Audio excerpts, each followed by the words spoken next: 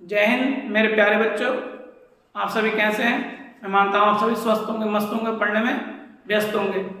तो एक आज छोटी सी इन्फॉर्मेशन पढ़ाई के साथ साथ कुछ हमें सामाजिक चीज भी पता होनी चाहिए। आज है जल दिवस। 22 मार्च को क्या होता है? जल दिवस होता है। तो उसको सभी लोगों को जल दिवस की हार्दिक शुभकामनाएं। और साथ में आज नवरात्रि भी स्टार्ट हो गए हैं और सबको जय माता दी।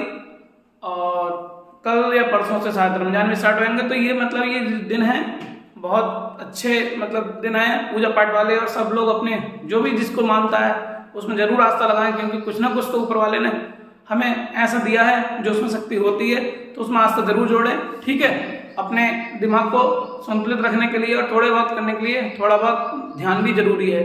ठीक है, और जो भी जीवन है इसे व्यर्थ ना करें। ये इसलिए लिखा है क्योंकि लोग बहुत सारा पानी ऐसे बर्बाद कर देते हैं। टंकियाँ खुली हुई चल रही है, किसी ने मोटर चला के छोड़ दिया तो चली रही है। तो ऐसे ना करें। अगर पानी आज आप बर्बाद करेंगे कल आपको पानी के लिए बहुत दिक्कत होगी, इसलिए आप पानी को बर्बाद ना करें। ठीक है, क्योंकि पानी के बिना हमारा जीवन नहीं है, ये आप बहुत अच्छी तरह से मानते हैं। इसलिए मैंने थोड़ा सा बात इसलिए बताई है अपने टॉपिक से अलग, क्योंकि ये बात अगर थोड़ी सी भी किसी को एक भी अगर व्यक्ति मानता है तो हमारे लिए बहुत अच्छी बात है, इसलिए मैंने ये बोला है। ठीक है, चलते हैं अपने जो हम नीट के क्वेश्चन करा रहे थे। नीट 2022 का केमिस्ट्री का पेपर चल रहा है। ठीक है, तो इसमें आज क्वेश्चन है, मैंने 6 क्वेश्चन पिछली वीडियो में कराए थे, 6 आज करा रहा हूँ।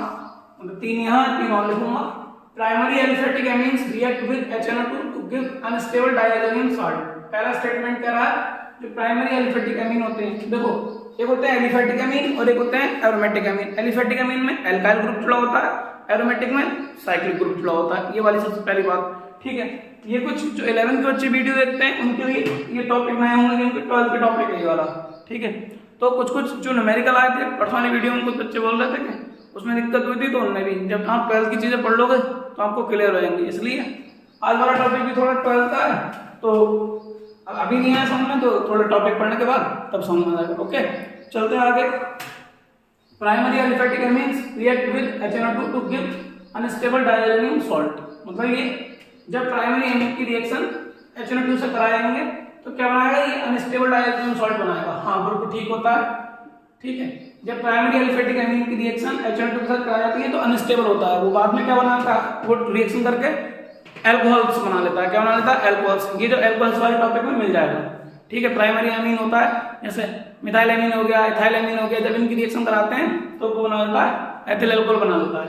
तो ये अनस्टेबल होता है, डायजोनियम सॉल्ट बनता है वो अनस्टेबल होता है, उसके बाद वो एल्कोहल में टूट जाता है। ओके, चलते हैं आगे प्राइमरी एरोमेटिक एमीन्स। तो primary aromatic amines is called aniline को बोल सकते हैं हम। बेंजीन पे इस टाइप से बेंजीन बनाएंगे। ठीक है, और इस पे NH2 लगा दो तो क्या कहलाता है? ये कहलाता है प्राइमरी एरोमेटिक एमीन कहलाता है।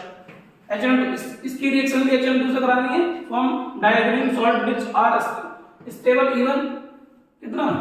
ये कह रहा है कि 300 केल्विन पर ये स्टेबल होता है नहीं होता है, तो हमें ये बताना है मतलब दूसरे स्टेटमेंट में।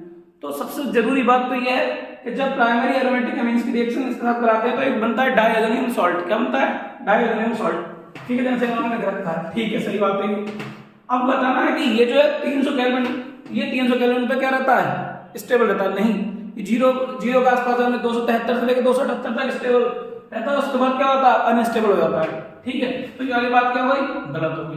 तो पहली वाली बात ठीक है, लेकिन दूसरी वाली बात क्या है? गलत है। क्यों गलत है? क्योंकि इन्होंने क्या रखा है? 300 केल्विन पे स्टेबल पूछ रहे हैं। 300 केल्विन पे स्टेबल नहीं होता, कम टेम्परेचर पे स्टेबल होता है। ठीक है, तो दूसरी वाली बात गलत है। पढ़ते हैं statement. Statement first is incorrect but statement second is correct. पहला वाला हमारा ठीक है, दूसरा वाला गलत है। इसने बोला पहला गलत, तो ये वाला ऑप्शन नहीं होगा।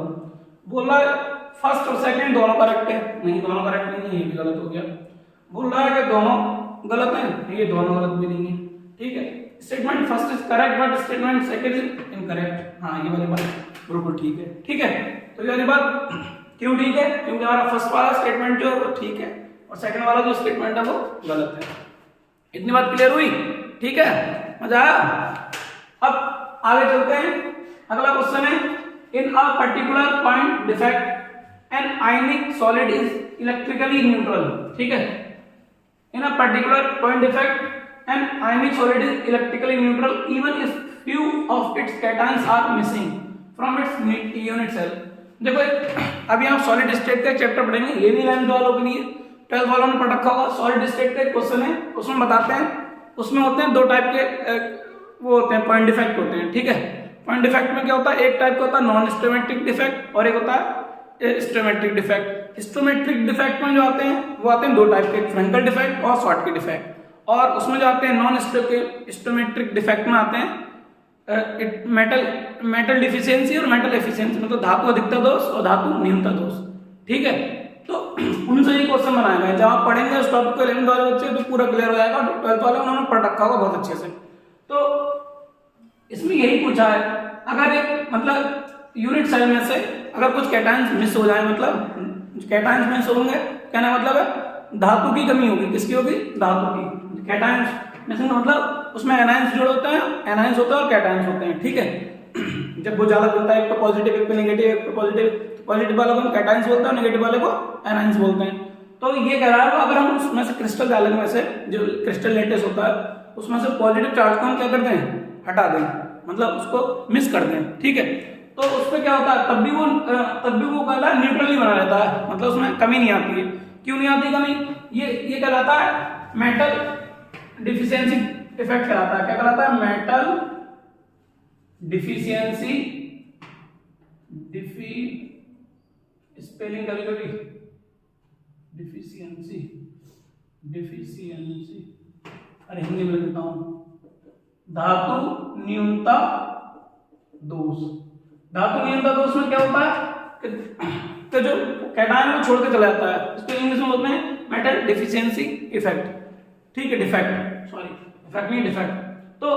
तो ये क्या होता है, जो पॉजिटिव वाला होता है वो छोड़ के चला जाता है, तो क्या होते हैं कुछ पॉजिटिव चार्ज उस क्रिस्टल में आके जो जहां छोड़ के जाता है उसकी जगह आके ले लेते हैं। तो क्या करते हैं, उस पर जैसे जितने पॉजिटिव होंगे उतने नेगेटिव रहते हैं, लेकिन आता क्या प्रोटॉन, मतलब कोई भी पॉजिटिव चार्ज आकर जिस जगह को कैटायन छोड़ के गए हैं, मतलब जैसे कैटायन वाले आयन वो होंगे जो पार्टिकल होंगे वो जो छोड़ के गए हैं उसकी जगह आके ले लेते हैं, तो उसको क्या बना रखते हैं, न्यूट्रल बना रखते हैं, ठीक है। ये वाली बात बिल्कुल ठीक है, ठीक है। जब आप 11th वाले बच्चे पढ़ेंगे तो ये बात क्लियर हो जाएगी। तो 12th वाले बच्चे हैं उनको ये बात पता होगी कि जो एक होता है मेटल धातु न्यूनता दोष और एक होता है धातु अधिकता दोष, ठीक है। ये धातु न्यूनता दोष है, तो इसमें क्या होते हैं, जो कैटायंस होते हैं वो छोड़ के चले जाते हैं, उसकी जगह कौन आके ले लेते हैं, पॉजिटिव चार्ज वाले आके ले लेते हैं, तो ठीक है ये वाली बात। इन एन आयनिक सॉलिड, ये जो आता है ये नॉन स्टोमेट्रिक इफेक्ट में आता है, नॉन वाले में, और ये आता है in an ionic solid Frenkel defect arise due to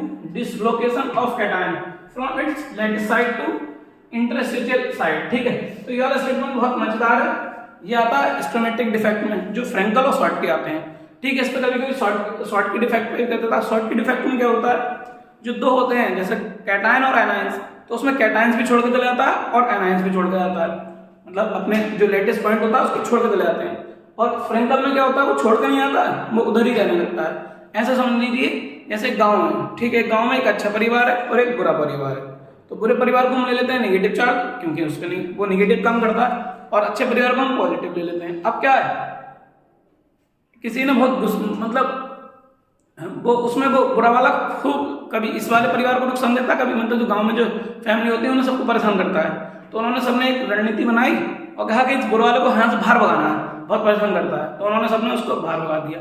अब क्या हुआ, पॉजिटिव वाले को भी मन हुआ कि हाँ भाई मैं इस गांव से बहुत परेशान हो गया, उसने ऑटोमेटिक वो अपने आप छोड़ के चला गया, तो दोनों चले गए, मतलब अच्छा वाला भी और बुरा वाला भी, पॉजिटिव वाला भी नेगेटिव वाला भी। तो उस टाइप के दोस्त को बोलते हैं शॉर्टकी डिफेक्ट। क्या बोलते हैं उसको हम, शॉर्टकी डिफेक्ट, ठीक है। ये इसलिए कॉन्सेप्ट बताया जा रहा है कि जिसको ये क्वेश्चन में दिक्कत होती हो तो उनसे पकड़ लेगा क्वेश्चन को, ठीक है। तो अब फ्रेंकल में क्या होता है, फ्रेंकल में जो जैसे मान लो कोई बहुत परेशान करता है तो उसे कहेंगे तू जा गांव से बाहर जाकर घर बना ले, तो गांव से बाहर जाकर, मतलब उन्होंने गांव नहीं छोड़ा, वोट उसको तब भी दे, मतलब वोट वगैरह जो रहते हैं उसके तब भी रहेंगे, एक एग्जाम्पल के तौर पर बता रहा है। तो उसी टाइप होता है फ्रेंकल। फ्रेंकल वाले में क्या होता है, वो छोड़ के नहीं आता अपने लेटेस्ट पॉइंट को, अपनी इंटरस्टेट में सामने आता है, ऐसे करके बने होते हैं। थोड़ा सा एग्जाम्पल दे दो, या पॉजिटिव या नेगेटिव, या पॉजिटिव या नेगेटिव, ठीक है। ऐसे यहाँ से पॉजिटिव या नेगेटिव, ये कहलाती है इंटरस्टेटियल, मतलब अंतराकाशीय अवस्था। इंटरस्टेटियल साइड का मतलब होता है अंतराकाशीय अवस्था, मतलब जहां पर जगह खाली होती है। तो यहाँ ये पॉजिटिव, ये मतलब कैटायंस या एनायंस, कैटायंस या एनायंस। तो शॉर्टी वाले में तो एक पॉजिटिव चला जाएगा, मतलब नेगेटिव चला जाएगा, तो एक पॉजिटिव वाला चला जाएगा क्रिस्टल पॉइंट को छोड़कर। लेकिन हमें शॉर्ट की देने का फ्रंटल वाले में क्या होता है, ये यहाँ ठहर के इंटरस्टेटियल में जाता है, यहाँ जगह खाली कर देता है और इधर शिफ्ट हो जाता है। तो ऐसे डिफेक्ट को क्या बोलते हैं, फ्रंटल डिफेक्ट कहते हैं। तो इससे क्या होता है, बस इसका डिसलोकेशन हो जाता है। डिसलोकेशन मतलब जहां स्थिर है वहां से अलग हट जाता है। तो यहाँ से डिफेक्ट को क्या बोलते हैं, फ्रंटल डिफेक्ट। ये वाली बात ठीक है। तो हम पढ़ लेते हैं इसके स्टेटमेंट, हम इसी से पढ़ लेंगे, ठीक है। पहले वाले का तो आंसर फोर्थ वाला था। अब देखते हैं पहला वाला क्या है, इसमें फर्स्ट वाला गलत है और सेकंड वाला ठीक है। सॉरी दोनों ठीक है, दोनों ठीक है। फर्स्ट में ठीक है और सेकंड में ठीक है। तो देखेंगे, तो अब इसमें इसके बता रहे हैं, तो क्या both statement first and second are correct, ठीक है, दोनों सही है। तो हम दोनों वालों को बता देंगे, ठीक है। क्लियर हो गया।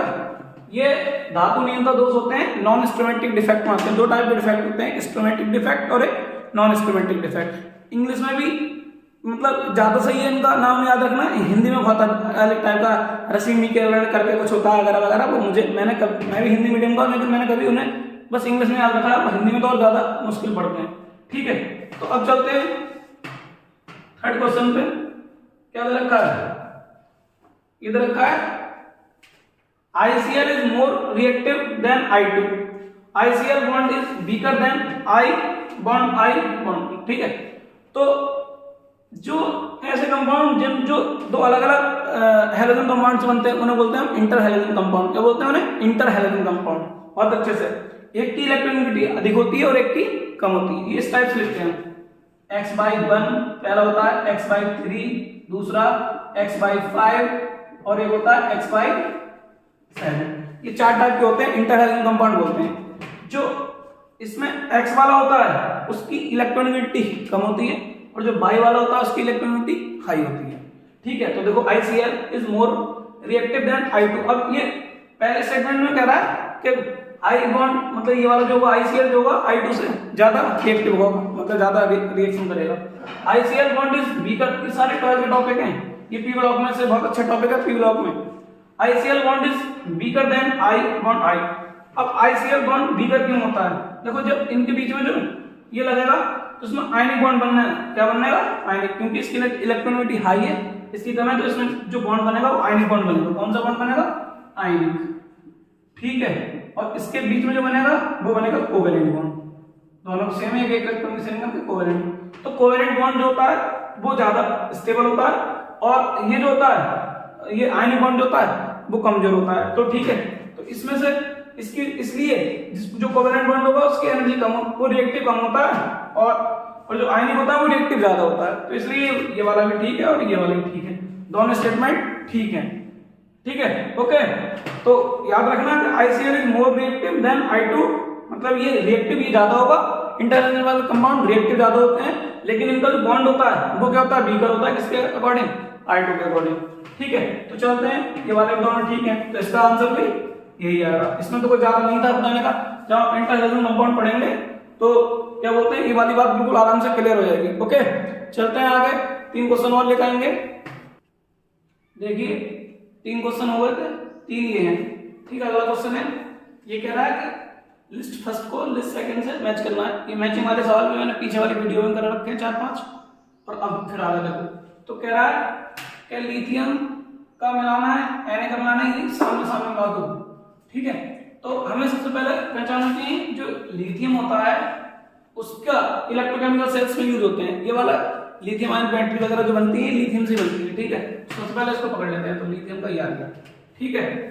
फिर देखते हैं हम Na coolant in fast breeder reactors. ये वाला Na का होता है बहुत ज्यादा, वो है यहाँ वो पढ़ेंगे सोडियम कार्बोनेट वगैरह, सोडियम का उपयोग वगैरह, तो इसमें लिखा हुआ होता है कूलेंट इन फास्ट ब्रीडर। ये वाला होता है ब्रीडर रिएक्टर्स, तो इससे सोडियम का आ गया, ठीक है। तो देख लेते हैं ए का सेकंड और बी का थर्ड। ए का सेकंड, बी का थर्ड, ये तो इसमें मिल गया, और कहीं नहीं। ए का सेकंड देखो ये मिल गया। बाकी का सी का क्या होगा, KOH एब्जॉर्बेंट फॉर CO2। जो KOH होता है वो CO2 को कर लेता है, एब्जॉर्ब कर लेता है। CS फोटो इलेक्ट्रिक सेल में होता है। तो ये इसका आंसर हो गया। ठीक है, तो ये सब जो है, ये जो एस ब्लॉक एलिमेंट है 11th में उस वाले चैप्टर को क्वेश्चन उठा के दे दिया पूरा, उन्हीं के देखो लिथियम, सोडियम और पोटेशियम और ये सीथियम उसी फैमिली में आता है। ठीक है, तो ये वाला क्वेश्चन हो गया। ये आंसर जब फर्स्ट वाला मिल जाता है तो हमें आगे मतलब दो में आ जाएगा, 2 मैच कर लिया करें, 2 मैच होगा तो हमारा आंसर ठीक है। ऐसा वाला क्वेश्चन आ गए, आपको फिर से नॉट करेक्ट बताना है। ये नॉट करेक्ट ज्यादा पूछते हैं। डाल्टन्स लॉ के बारे में बताना है। डाल्टन्स लॉ बहुत अच्छे से पटकता होगा, गैस स्टेट चैप्टर का है 11th में, और उसमें बताना है इन ये एक स्टेटमेंट ये है, दूसरा ये, तीसरा ये, चौथा ये, इन 4 स्टेटमेंट में से हमें एक आंसर बताना है, कौन सा आंसर हमारा ठीक होगा। ठीक है, तो हम क्या करते हैं, देखते हैं Pi is equal to xi और Pi नॉट। तो इसका जो मेन फॉर्मूला होता है मैं यहाँ लिख देता हूँ, Pi इज इक्वल टू होता है xi और P टोटल, ये लिखा होता है बुक में वगैरह। ठीक है, तो हम इससे मैच कर लेते हैं अगर ये वाली बात है तो Pi की जगह Pi ठीक है, xi की जगह xi ठीक है। ये Pi नॉट हम देखते हैं इन्होंने क्या दिया है, where xi mole fraction of i है। हाँ, xi मोल फ्रैक्शन होते हैं, बिल्कुल सही बात है। ठीक है, गैस स्टेट का Pi not pressure of IF gas in pure state, हाँ ये नहीं होता, ये टोटल होता है। तो पहला वाला क्या है, पहला वाला गलत हो गया, पहला वाला गलत हो जाता है। तो बात देखो, इसमें भी पहले सही है, इसमें भी आगे वाला चेक कर लेते हैं। तो ये तो बहुत अच्छे से पता होगा, जितने भी जो अलग अलग गैस होती है, छोटी छोटी गैस होती है, उनका टोटल प्रेशर क्या होता है, उसके इक्वल होता है सब छोटे छोटे पार्टिकल्स, ए, गैस बी, गैस सी, सही जितनी भी गैस होती है उनके सबके इक्वल क्या होता है, पी टोटल होता है। अब एक होता है जब हम डेरिवेशन प्रूफ करते हैं तो ये आता है P और N1 RT upon V, जब हम डेरिवेशन करेंगे इसका तो बीच में मिलता है ये। ठीक है, P और N1 RT upon V, N2 RT upon V, N3 RT upon V। अगर इसके डेरिवेशन अगर आपको नहीं आता है तो कमेंट में लिख दीजिएगा, मैं इसको पूरा एक दिन इसके मतलब डेरिवेशन की वीडियो बना के आपको पोस्ट कर दूंगा। ठीक है, तो आगे चलते हैं। आंसर तो मिल गया, Pi is equal to xi dot p, where Pi जो है पार्शियल प्रेशर है, इसको हाँ इसको पार्शियल प्रेशर बोलते हैं। ठीक है, I जो है मोल फ्रैक्शन है, ये P टोटल का काम कर रहा है। यहाँ पे P को इन्होंने टोटल लिखा है, P कैपिटल लिख दिया। तो ये तीनों आंसर क्या है, ये मतलब स्टेटमेंट ठीक है, लेकिन जो तुमने नॉट करेक्ट आंसर पूछा है, रियल में जो आंसर है वो ये है। मतलब जो तुम्हें उसमें गोला भरना होगा या जो टिक लगाना होगा हमें, वो कितना आएगा। ठीक है, इसका फर्स्ट आएगा। ओके, कितना आएगा, फर्स्ट। अब अगला क्वेश्चन पूछ रहा है, which statement regarding polymers is not correct. फिर से कह रहा है कि नॉट करेक्ट। देखो करेक्ट इन्होंने कम पूछे हैं, मैंने पिछली वीडियो में ये बताया था कि ये आपको गुमराह करते हैं और आपसे गलत वाले पूछते हैं कि ये बताओ इसका क्या है, इसका क्या है। ठीक है, तो आपको बहुत अच्छे से ध्यान से पढ़ने हैं। ठीक है, क्योंकि मैंने बोला था कि आप अच्छे बच्चे और आप अच्छे से पकड़ लोगे इनकी गलतियों को और अपना आंसर ठीक कर जाओगे। तो आगे अगला, थर्मोसेटिंग पॉलीमर्स आर रिसॉल्युबल। रिसॉल्युबल का मतलब होता है जिनको हम दोबारा यूज कर लें, मतलब दोबारा उपयोग में लाया जा सकता है, रीयूजेबल। ठीक है, तो रीयूजेबल तो हो नहीं सकता। थर्मोसेटिंग का मतलब क्या होता है, वो जो सेट हो जाता है एक जगह और इतना तापद्रणक हो जाता है, इसको बोलते हैं तापद्रणक। ठीक है, वो इतना सेट हो जाता है कि उसको हम दोबारा यूज कर ही नहीं सकते, मतलब पिघला नहीं सकते उसे। ठीक है, तो ये वाली बात गलत हो गई। तो हमने पूछा था बताइए कौन सा गलत है, तो यही गलत है। ठीक है, हमारा आंसर में से यही ठीक हो जाएगा। लेकिन हम आगे भी पढ़ लेंगे कि क्या चीजें कुछ ना कुछ सीखने को मिलता है ऑप्शन से। देखो आप चाहे कितने भी नोट्स पढ़ लीजिए, कितने भी वो कर लें, अगर आप जब तक क्वेश्चन नहीं लगाएंगे आपका सिलेक्शन नहीं होगा। ये मैं आपको लिख के दे रहा हूँ, जब तक आप क्वेश्चन नहीं लगाएंगे, क्वेश्चन लगाने की आदत, जितने क्वेश्चन आपसे हों उतने क्वेश्चन लगा दीजिए। ठीक है, फिर देखना आप क्या मतलब, और जो दिन रात नोट पढ़ते रहते हैं ना, नोट चाटते रहते हैं, क्वेश्चन नहीं लगाते, उनसे आपके 6000 मार्क्स आएंगे। इसलिए आपको नोट्स तो पढ़ने हैं, एक दो बार पढ़ लो, लेकिन उसके बाद क्वेश्चन लगाने, क्वेश्चन लगाने से आपके जो नोट्स होते हैं, अगर क्वेश्चन नहीं आ रहा है कोई, नोट्स का पढ़ लिए तो ठीक है, वो क्लियर हो जाता है। लेकिन अगर आप नोट्सों में पढ़ते रहेंगे तो आपका कुछ नहीं हो सकता, क्वेश्चन लगाने जरूरी है। ठीक है, चलते हैं आगे। आंसर तो हमें मिल गया, elastomers have polymer chains held together by weak intermolecular forces. जो इलास्टोमर्स होते हैं, ठीक है, इनमें जो होते हैं, जो इनके बीच में जो चेन के बीच में जो बॉन्ड होता है, ठीक है, वो वीक बॉन्ड होता है। हाँ ठीक बात है, इलास्टोमर्स के जो बीच में जो होते हैं वीक बॉन्ड होते हैं। ठीक है, अब fibres possess high tensile strength. जो फाइबर्स होते हैं वो हाई स्ट्रेंथ टेंशन का होता है, तनन बल होता है, वो क्या होता है उसमें, फाइबर्स में ज्यादा होता है। ठीक है, ये वाली बात भी, ये भी ठीक है, ये भी ठीक है। अब आगे थर्मोप्लास्टिक थर्मोसेटिंग प्लास्टिक का अपोजिट होता है। सेटिंग का मतलब बिल्कुल जुड़ी, मतलब एक जगह एक जैसा हो जाना, और थर्मोप्लास्टिक का मतलब होता है उसको मतलब दोबारा से यूज किया जा सकता है। देखो पढ़ लो, thermoplastic polymers are capable of repeatedly softening, मतलब उसको सॉफ्ट में मतलब सॉफ्ट करा जा सकता है, मतलब मुलायम करके। एंड हार्डनिंग ऑफ हीटिंग, जब हम उसका टेम्परेचर बढ़ाएंगे तो वो सॉफ्ट हो जाएगा, और जब हम उसका टेम्परेचर ठंडा करेंगे तो क्या होगा, वो हार्ड हो जाएगा। ठीक है, ऐसे को क्या बोलते हैं, थर्मोप्लास्टिक। ओके, तो आज के ये 6 क्वेश्चन थे। मैं मानता हूं आपको ये अच्छे लगे होंगे, तो आप कमेंट में जरूर बताएं कि आपको कैसे लगे ये। ठीक है, और आगे मिलते रहेंगे और ऐसे करते रहेंगे। जय हिंद, थैंक यू।